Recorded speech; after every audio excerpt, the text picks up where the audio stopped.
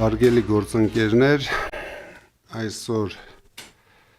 մենք հավաքվել ենք քննարկելու և որոշելու մեր երկրին, մեր ժողովրդին ամենաշատ հետաքրքրող հարցը։ Մենք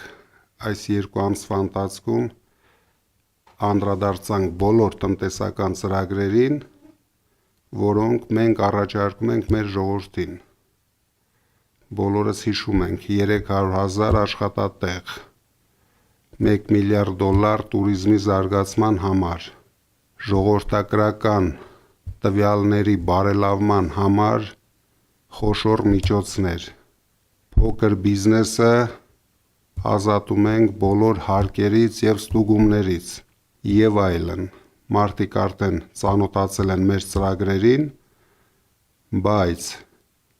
մենք ունենք ամենալուրջ խնդիրը մեր երկրի և ժողովրդի համար։ Եթե մենք չկարողանանք կանգնեցնել Փաշինյանի և Ալիևի պլանավորած 300,000 ադրբեջանցիների մուտքը Հայաստան, կստացվի, որ բոլոր մեր տնտեսական ծրագրերը անիրագործելի են լինելու, քանի որ հիմնական աշխատատեղերը բաժին են հասնելու ադրբեջանցիներին։ Դրա համար մենք մեր կառավարության հենց առաջին նիստին ընդունելու ենք գլխավոր օրենքը մեր երկրի համար։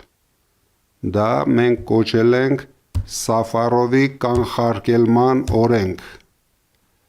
որպեսզի արգելենք ադրբեջանցիներին գնել մեր հողերը, գնել մեր տները, նվեր ստանալ մեր հողերը, ինչպես մենք բոլորս տեսել ենք, 240 քառակուսի կիլոմետր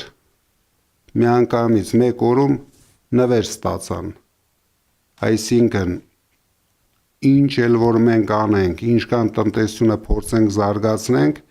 եթե մեր երկրի գլխավոր խնդիրը մենք չենք լուծում, դա արժեք չի ունենալու։